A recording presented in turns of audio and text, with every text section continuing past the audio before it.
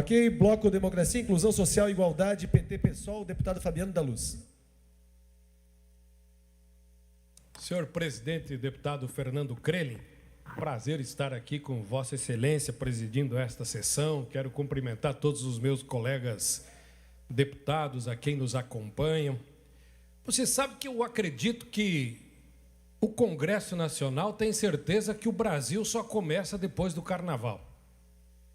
Porque, a princípio, eles marcaram para o dia 10 de março votar a aprovação do Orçamento Federal de 2025. É o cúmulo da vergonha que o Congresso Nacional faz com o povo brasileiro. No ano passado, em dezembro, nós aprovamos o orçamento do Estado de Santa Catarina.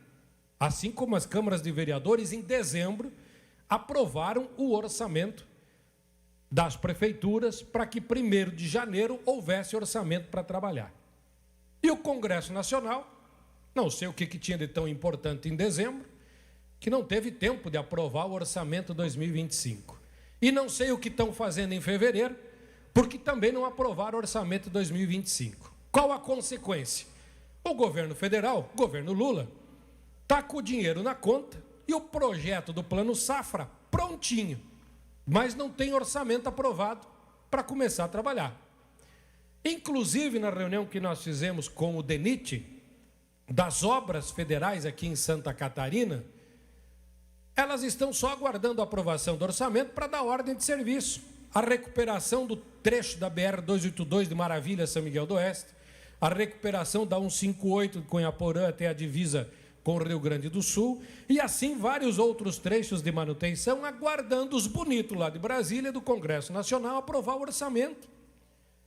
Para você que não sabe o que é um orçamento, seja do município, do estado ou federal, vou te dar um exemplo muito claro. Você recebe na tua casa R$1.000 por mês. Aí você faz um plano de como é que vai utilizar esses R$1.000. Você vai separar lá 150 para luz, 150 para água, R$100 para internet, R$100 ali para você deixar para a saúde, R$500 para você fazer rancho. Então você trabalha com esses valores durante o mês. Nos governos, nas instituições públicas, daquilo que o governo prevê arrecadar, ele faz um orçamento.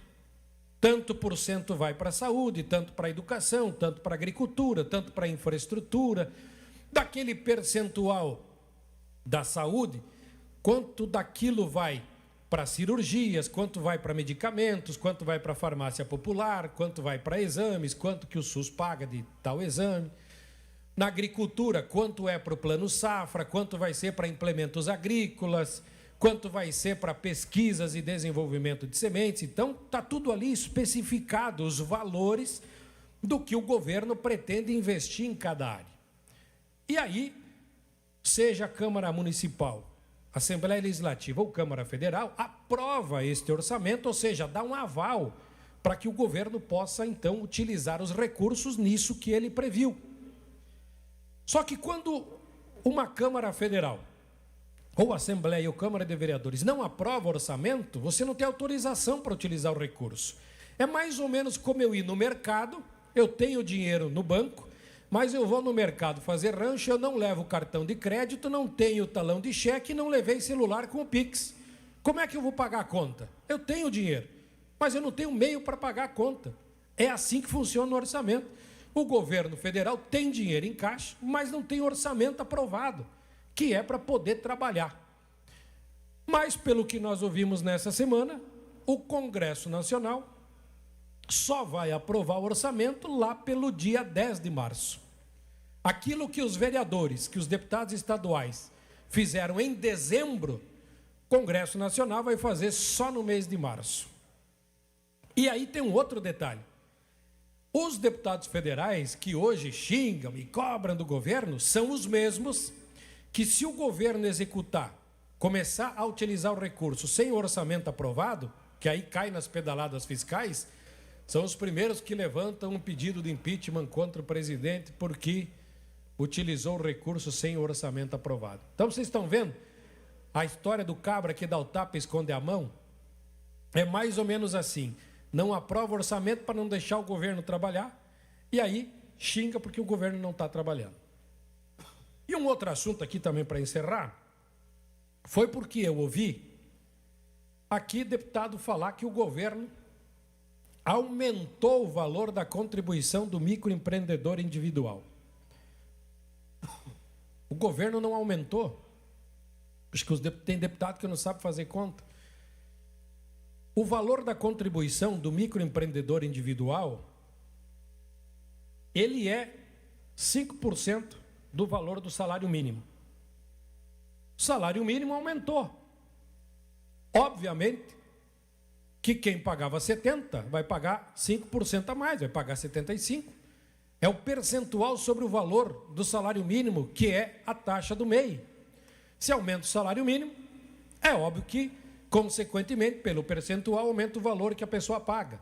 Tudo bem que talvez tem deputado que estava acostumado, no governo Bolsonaro não tinha aumento do salário mínimo, então não tinha o que fazer.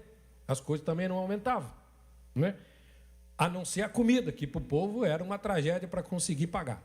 Então, hoje, quem paga 70, paga 75, porque o salário mínimo aumentou para 1.518.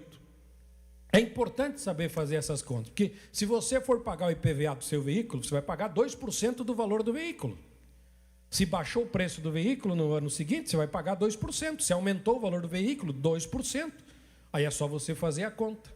Então, muitas vezes, a gente tem que estar atento, porque as pessoas não transmitem a clareza que a população precisa e merece.